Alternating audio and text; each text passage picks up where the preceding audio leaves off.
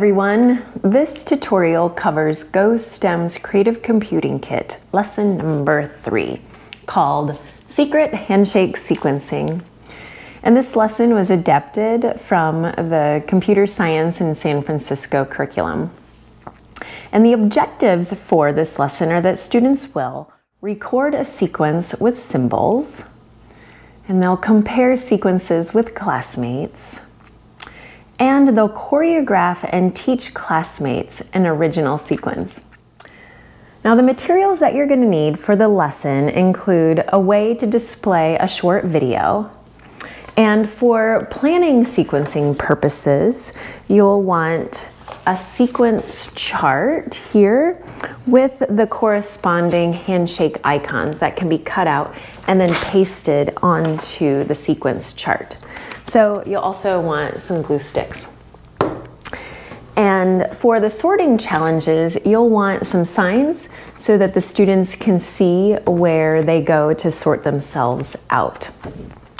And then lastly, to celebrate what you've learned during this lesson, you'll want to get out your badge chart to do so.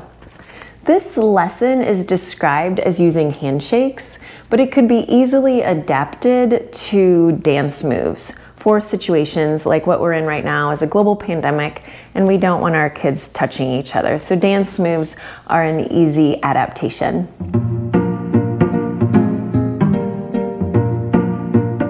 Welcome your students back to Creative Computing, where you're on a journey to learn how to use the power of computers to solve problems and to express ourselves. Now, last time you and your students explored inputs and outputs for computers. Now, computers need inputs given to them often in a specific order. And putting things in a specific order is called a sequence. Now, to bring attention to that word sequence, you might want to encourage your students to wiggle their fingers every time they hear the word sequence. And to warm up your students, you might want to begin by sharing that, friends will sometimes have secret handshakes when they greet each other, or secret little dance moves when they greet each other. And because we're friends, today we're going to make a secret handshake or dance with moves in a specific order or a sequence. Now, this is how computers work too, because computers need inputs given to them in a specific sequence. Now, with your students, you'll watch a quick video about one type of secret handshake with 3 different moves. And then after watching the video, ask students, what order did the guys in the video do their secret handshake?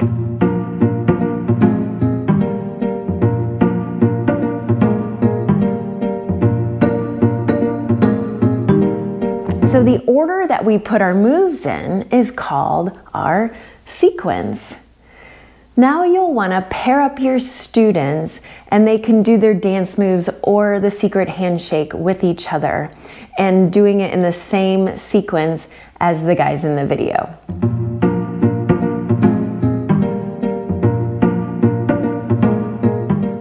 For the main activity, share with your students that the sequence of our moves don't have to stay in the order that we were taught them. In fact, we're going to challenge you to put those 3 moves in a whole new order. For our first challenge, let's make a sequence using the 3 moves: the wave, the ice cream cone, and the jellyfish. We're going to put those in any order that you want. Okay, educators, we've provided sequencing charts and handshake icons that can be used to help your students plan their new sequences. So the handshake icons, which there's one for each kind here, and then they cut and paste into their sequencing chart and plan how they're going to sequence their moves together, all right? So after the students have decided on and planned their new sequence, they're going to teach their new sequence to a partner, maybe the same partner, maybe a new partner. So all the partners are going to share their new sequence with each other. And then after that, there's going to be a sorting challenge. So it's time to see what sequences all of the students came up with. So using the sequence signs, so you'll have one group who put the wave first, and you'll set this sign somewhere where all of those students who put the wave first in their sequence will gather in a group. Group 2 will be all those students who put the jellyfish first. It doesn't matter what order they put the others, the second two. We're just focusing on the first one. So group 3, we put the ice cream first. So the students will sort themselves according to what move they put first in their sequence. And then take a moment to check out and notice how many students are in each group. And you might even have some time to have the students in each group compare their sequences with each other and see if there's any two students or more who created the same exact sequence. And you might want to spotlight that sequence. And then there are other challenges in the lesson plan as well that you can explore, like doing 2 moves twice in a sequence, or having the students come up with their very own new move, replacing one of the other ones. So for each challenge, you can have the students plan using the sequencing chart and the icons. And then after each challenge, consider sorting the students to compare how they ordered themselves as a group again.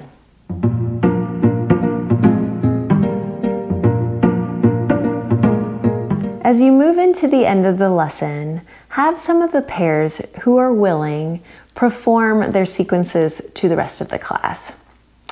And after you've had some time to showcase some of the sequences, remind the children that sequences are how people input information into computers so that computers can help us solve problems and express ourselves. Who knew that sequencing, secret handshakes, and computers were connected? It's crazy, huh? All right, so now let's take a look at our badge chart to celebrate what we're learning in creative computing. Today we practiced putting handshakes and dance moves in different orders. And the order that we chose is called a sequence. So congratulations, your students have earned their sequencing badge today.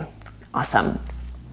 And then educators, don't forget that in your kit, you have a grab and go card, which is kind of an at-a-glance version of the lesson. Okay, that's a wrap. Thanks for watching.